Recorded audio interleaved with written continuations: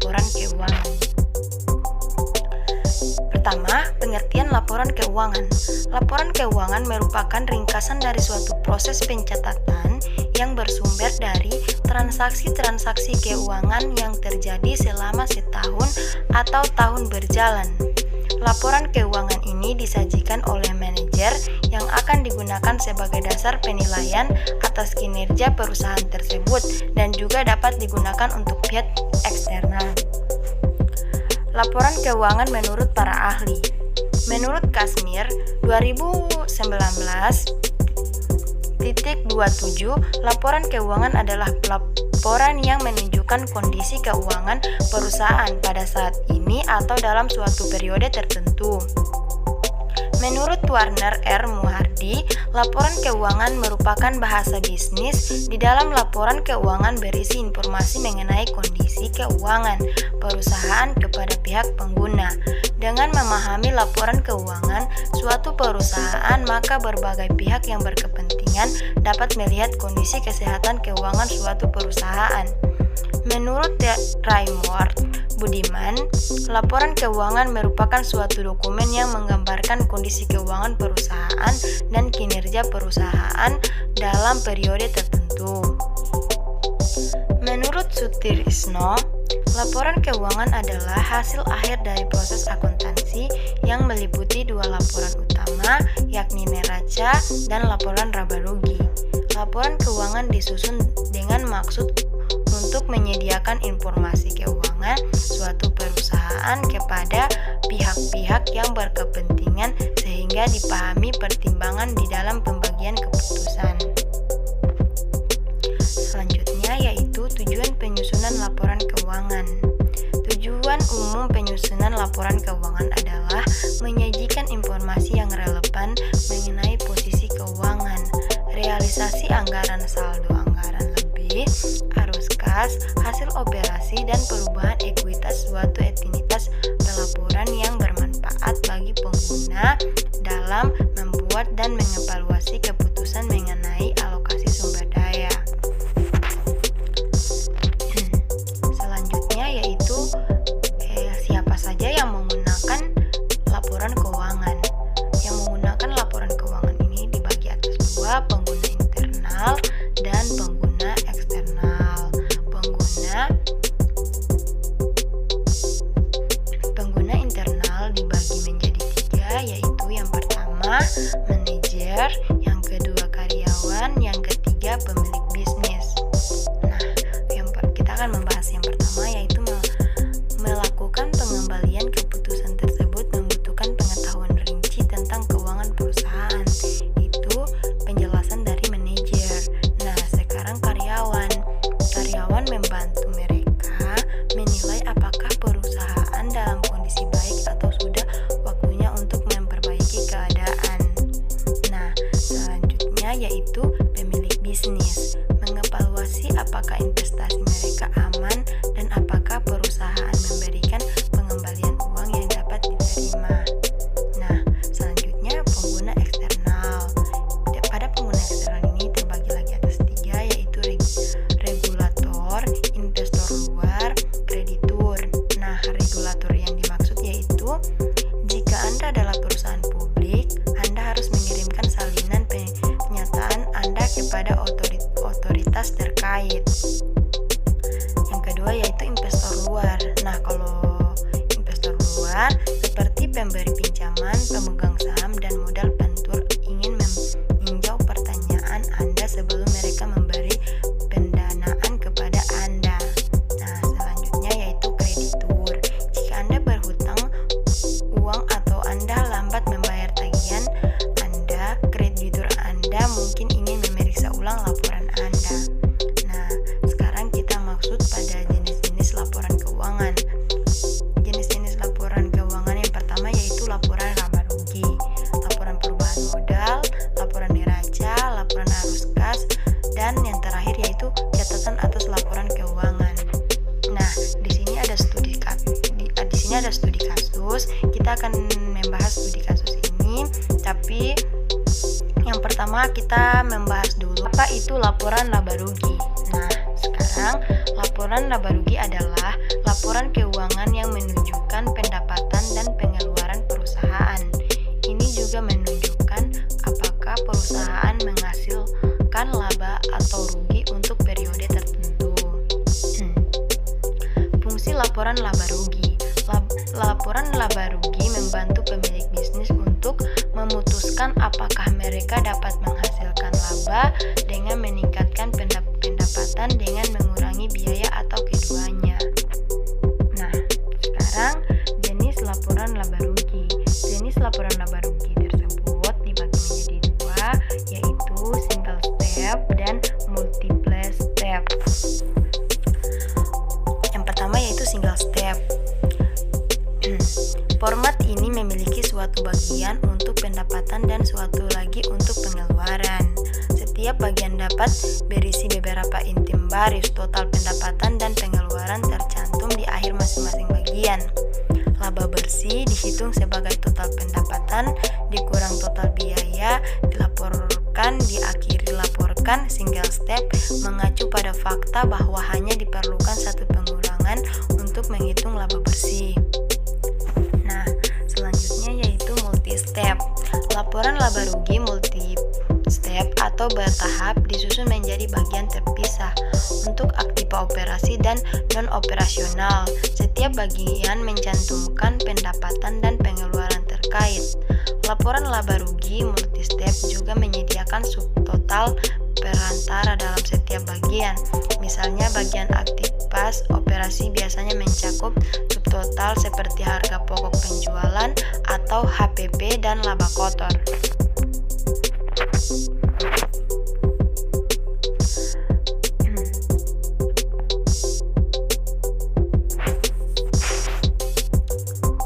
Selanjutnya yaitu laporan laba rugi multi-step menggunakan 3 formula akuntansi yang berbeda untuk mengetahui nilai akhir pada laba bersih.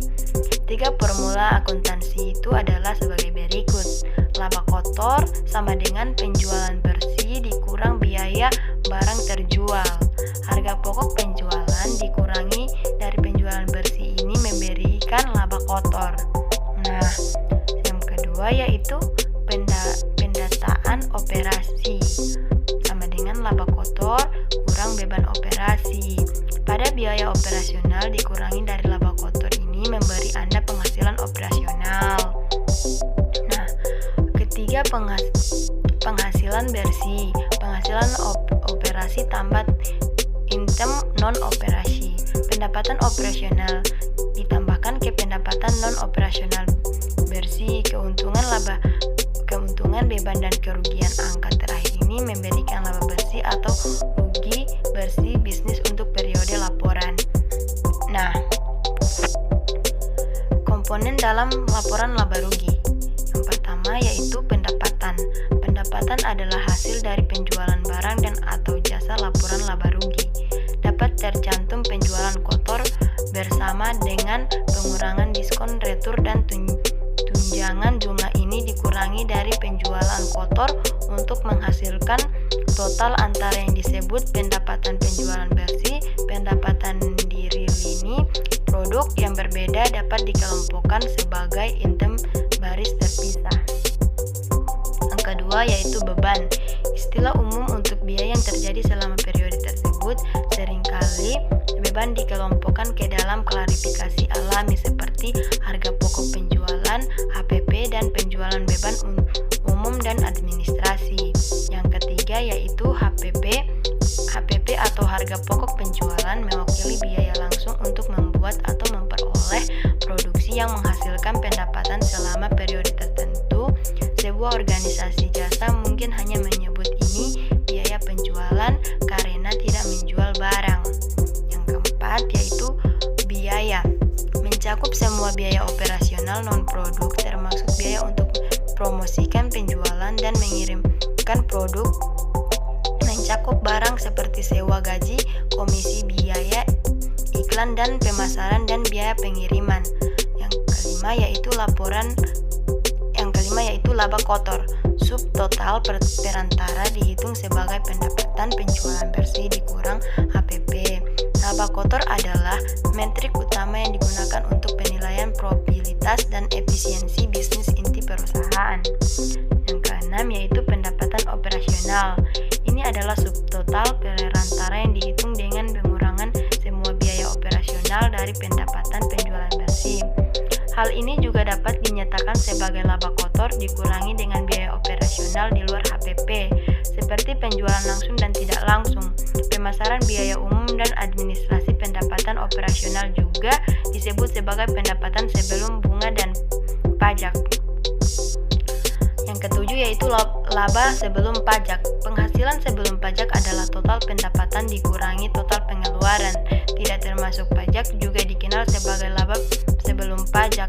Menteri ini berguna untuk membandingkan perusahaan karena mengupas beban pajak perusahaan. Yang ke-8 yaitu laba bersih. Komponen ini adalah jumlah total dari sebuah penjualan dikurangi dengan semua biaya termasuk pajak. Rumus untuk laba bersih adalah laba bersih sama dengan pendapatan tambah keuntungan kurang beban tambah kerugian. Yang ke-9 yaitu laba per saham. Laba per saham atau EPS dihitung sebagai laba bersih dibagi dengan jumlah saham yang beredar. EPS digunakan sebagai indikator kinerja bisnis dalam prospektus, materi proyek, dan laporan tahunan. Yang ke-10 yaitu penyusutan. Ini adalah biaya non-tunai yang mencerminkan hilangnya nilai aset, tetapi dari waktu ke waktu beban penyusutan dapat dicantumkan di bagian yang berbeda dari laporan laba rugi tergantung pada aset yang mereka gunakan. Yang ke-11 yaitu EBITDA. Laba sebelum bunga, pajak, depresial dan amortisasi atau earnings before interest, tax, depreciation and amortization adalah metrik yang umum digunakan. Selanjutnya kita masuk ke studi kasus, yaitu yang pertama mengenai laporan laba rugi. Kita dapat melihat studi kasusnya ada di sini. Nah, sekarang kita masuk ke pertama kita harus pastikan dulu bahwa nilai debit dan kreditnya balance. Nah, sekarang kita masuk ke yaitu berdasarkan neraca saldo setelah penyesuaian di atas, maka salon ISTI perlu membuat laporan laba rugi, laporan perubahan ekuitas, modal, neraca, laporan arus kas, catatan atas laporan keuangan. Nah, yang pertama kita bahas dulu laporan laba rugi, setelah itu baru kita jelaskan yang lain. Dapat kita lihat sekarang ini adalah contoh laporan laba rugi. Nah, salonsonya laporan laba rugi per 31 Desember 2021. Kita masukkan pendapatan jasa, beban gaji pegawai, beban listrik, air, telepon, beban rupa-rupa, beban bunga, total bersih, dan laba bersih. Nah, dari pendapatan jasa, beban yang dimaksud yaitu beban gaji pegawai, beban listrik, air, telepon, beban rupa-rupa, beban bunga, kita mendapatkan total bersih dan laba bersih. Nah, selanjutnya yaitu laporan perubahan modal. Laporan perubahan modal adalah laporan yang menyajikan perubahan dalam ekuitas modal pemilik usaha untuk periode waktu tertentu.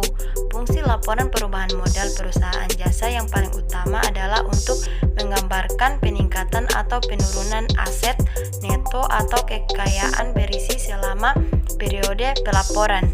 Tujuan dan fungsi laporan perubahan modal.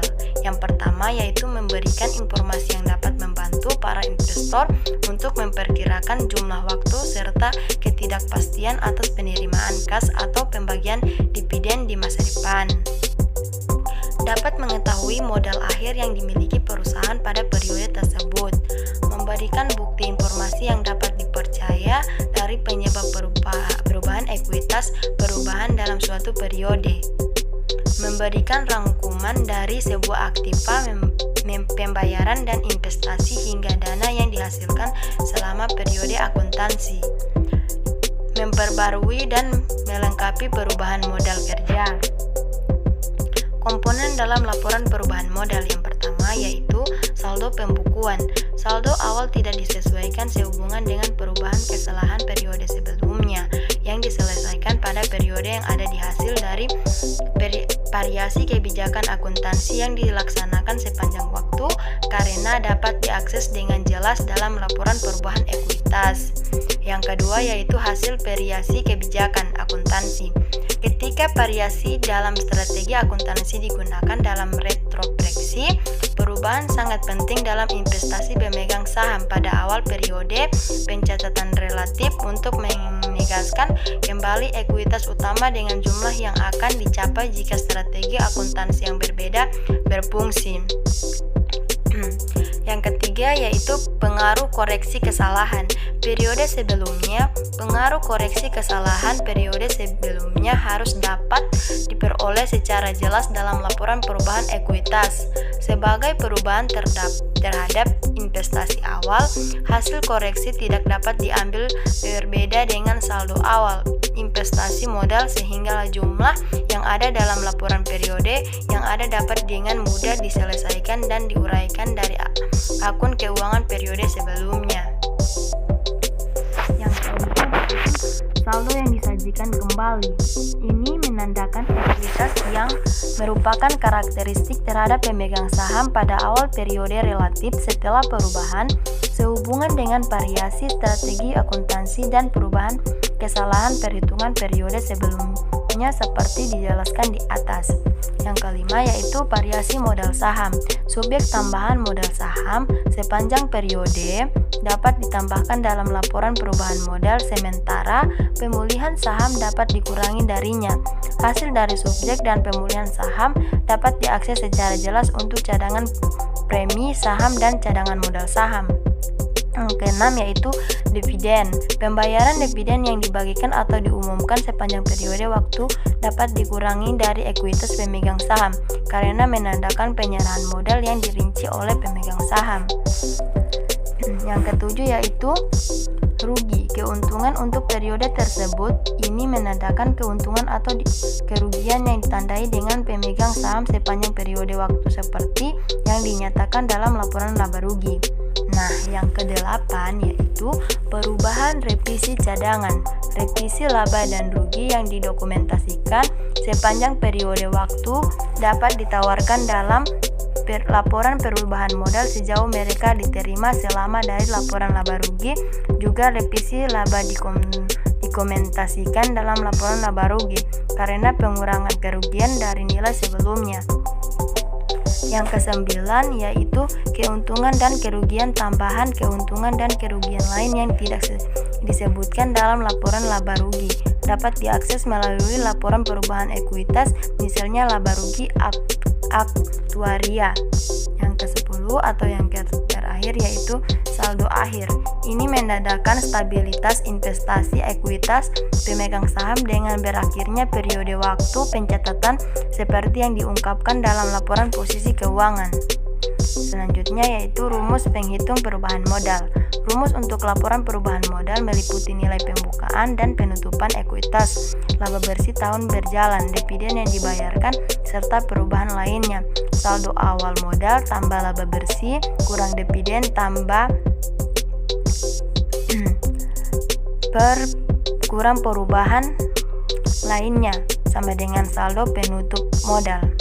Selanjutnya kita masuk ke contoh soal yaitu laporan modal ekuitas. Seperti kita lihat pada rumus, beginilah cara mengerjakan laporan modal. Yang pertama yaitu kita masukkan modal per 1 Januari 2021, modal awal Sonya salon Sonya, tambahan modal, baru kenaikan modal, dan modal akhir per 31 Desember 2021. Nah, selanjutnya yaitu laporan neraca. Laporan neraca atau balance sheet biasanya terdapat beberapa informasi mengenai akun-akun Aktiva serta hal-hal yang menjadi kewajiban perusahaan dalam suatu periode. Pada hakikatnya, laporan neraca adalah gabungan dari segala laporan keuangan. Ini juga dibuat dalam waktu tertentu yang normalnya adalah suatu tahun sekali. Tujuan adalah untuk menentukan langkah terkait finansial di tahun selanjutnya. Laporan neraca merupakan laporan keuangan yang sangat penting karena dalam laporan ini terdapat segala informasi terkait siapa pemegang saham dari suatu perusahaan, berbagai kebijakan lainnya. Beberapa informasi tersebut sangatlah penting sehingga tidak boleh bocor. Semua informasi tersebut memiliki beberapa peran untuk kemajuan suatu perusahaan. Jadi hanya orang-orang internal lah yang boleh mengetahui informasi tertentu. Selanjutnya, komponen dalam laporan neraca. Yang pertama yaitu ada Aktiva. Aset merupakan kekayaan dari perusahaan. Aktiva ini punya nilai manfaat yang besar dalam kegiatan suatu perusahaan di masa depan. Contohnya seperti mesin, gedung, kendaraan, dan lainnya. Aktiva dibagi menjadi dua macam, yaitu aktiva lancar dan aktiva tetap. Untuk aset lancar adalah aktiva yang membukanya relatif cepat, sehingga dapat diubah menjadi sebuah kas berupa uang dalam waktu tertentu. Sedangkan aset tetap yaitu aktiva atau aset yang memiliki fungsi dalam waktu lama. Yang kedua yaitu kewajiban. Kewajiban dalam hal ini terdiri atas beberapa macam, yaitu hutang lancar dan hutang jangka panjang. Akan tetapi ini sebuah utang perusahaan yang harus ditunaikan kepada pemberi pinjaman serta pihak-pihak lainnya yang terlibat. Modal di sini bisa berupa apa saja yang berasal dari pemilik perusahaan. Persamaan dasar pada laporan neraca dalam siklus akuntansi adalah aktiva sama dengan kewajiban tambah modal. Selanjutnya, bentuk-bentuk laporan neraca. Yang pertama, neraca skontro. Neraca dengan bentuk skontro ini adalah bentuk laporan neraca yang memisahkan antara aktiva dengan pasif. Maksudnya adalah posisi dari aktiva akan ada di sebelah kanan dan pasif di sebelah kiri. Ketika menggunakan neraca dengan bentuk skonto ini, maka di sisi kanan laporan kamu buat dapat isi dengan akun modal dan kewajiban. Sementara di sisi kiri dengan akun yang masuk sebagai kategori dari aktiva perusahaan. Kedua yaitu neraca stafel. Bentuk laporan neraca yang memanjang ke bawah dan saldo ada di bagian samping dari kolom debit dan kredit. Kemudian aktiva dari perusahaan terdiri dari aktiva lancar dan aktiva jangka panjang. Semua jenis aktiva yang ada pada laporan aset bentuk stafel ini ada pada bagian sisi kiri. Aset lancar contohnya kas, surat berharga, piutang, bahan persediaan, dan lainnya. Aset jangka panjang contohnya investasi jangka panjang, aset tetap, dan aset tidak berwujud. Selanjutnya, cara membuat laporan neraca. Yang pertama yaitu menyusun neraca saldo, kumpulkan data untuk jualan penyesuaian, menyusun neraca lajur, menyusun laporan keuangan, menyelesaikan dan menutup rekening-rekening. Yang terakhir itu menyusun neraca saldo setelah penutupan. Nah, sekarang kita masuk pada contohnya seperti yang saya jelaskan pertama, yaitu cara membuat laporan neraca. Yang pertama, menyusun neraca saldo. Nah, setelah menyusun neraca saldonya, maka kita kumpulkan data untuk jurnal penyesuaiannya. Nah, selanjutnya yaitu menyusun neraca lajur. Selanjutnya lagi yaitu menyusun laporan keuangan, menyesuaikan dan menutup rekening-rekening. Dan yang terakhir yaitu menyusun neraca saldo setelah penutupan. Nah, selanjutnya yaitu laporan arus kas.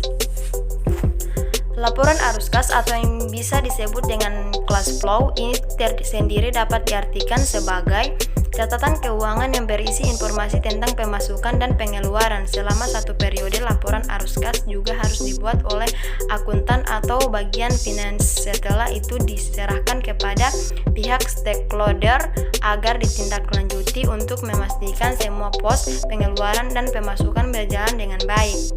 Tujuan dan manfaat laporan arus kas. Tujuan dari laporan arus kas adalah menyajikan informasi mengenai penerimaan dan pengeluaran kas dalam suatu periode akuntansi.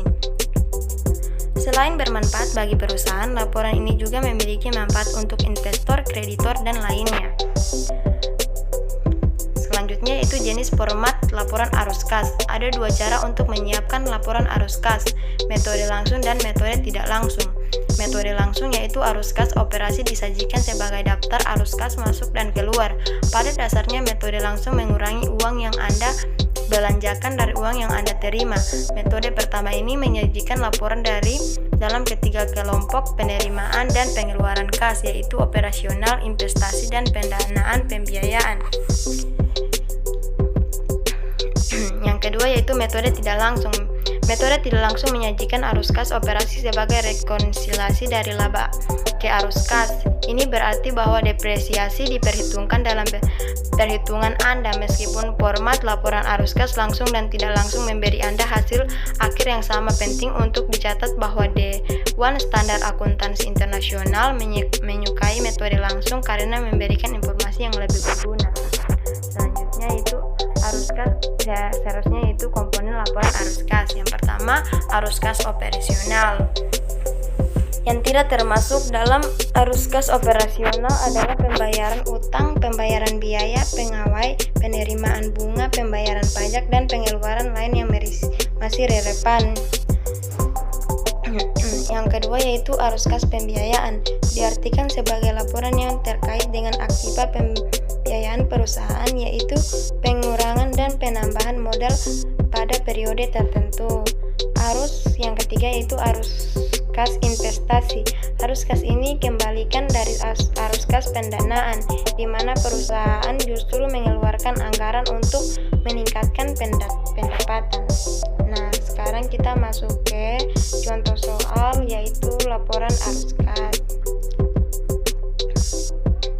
Kita masukkan dulu dari studi kasus yang pertama, yaitu aktiva operasional, penerimaan kas dari mana, pendapatan jasanya berapa, pengeluaran kas untuk sewa dibayar di muka, beban gaji, beban listrik, air telepon, beban lain-lain, beban iklan, aktiva investasi, pembelian peralatan tailor, pembelian perlengkapan kantor, pembelian perlengkapan tailor, arus kas aktivitas investasi, aktivitas perdanaan, penerimaan kas dari modal, pengeluaran kas untuk privat, dan sampai kita menemukan arus kas aktiva pendanaan. Nah, selanjutnya yaitu catatan atas laporan keuangan. Laporan neraca atau balance sheet biasanya terdapat beberapa informasi mengenai akun-akun aktiva serta hal-hal yang menjadi kewajiban perusahaan dalam satu periode. Pada hakikatnya, laporan neraca adalah gabungan dari segala laporan keuangan. Ini juga dibuat dalam waktu tertentu yang normalnya adalah suatu tahun sekali. Tujuannya adalah untuk menentukan langkah terkait finansial di tahun selanjutnya.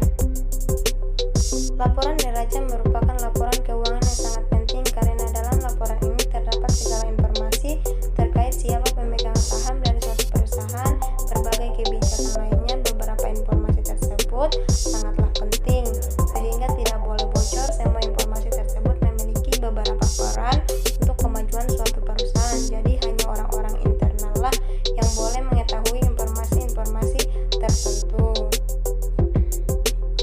Nah, selanjutnya unsur-unsur catatan laporan atas keuangan. Yang pertama yaitu unsur umum, penjelasan perusahaan. Pada unsur ini harus menjelaskan sejarah dan latar belakang berdirinya perusahaan tersebut.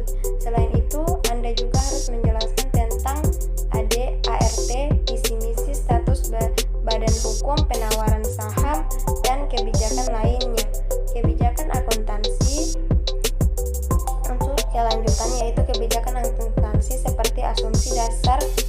penyusunan laporan keuangan, pengukuhan laporan keuangan, multi-currency, dan lain sebagainya. Kebijakan standar akuntansi keuangan. Unsur ini terdiri dari keputusan laporan keuangan kepada aturan-aturan di standar akuntansi keuangan atau SAK. Peraturan yang ada dalam SAK sudah mencantumkan apa saja yang harus tertulis di laporan keuangan. Informasi kebijakan fiskal keuangan. Unsur ini menyajikan informasi tentang ekonomi makro, kebijakan ekonomi, pencapaian target, APBD, APBN, hambatan perusahaan untuk mencapai target. Ikhtisar pencapaian kinerja. Ikhtisar berarti rangkuman atau ringkasan dari pencapaian kerja yang sudah dilakukan oleh perusahaan dalam periode tertentu. Penggunaan laporan keuangan. Unsur ini berisi orang-orang yang bisa membaca dan menggunakan laporan keuangan. Contoh orang yang bisa menggunakan laporan keuangan yaitu pemerintah, investor, dan masyarakat. Tujuan membuat catatan atas laporan keuangan.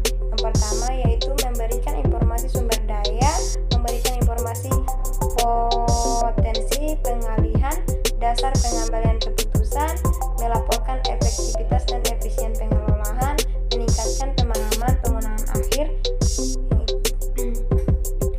Tujuan lainnya.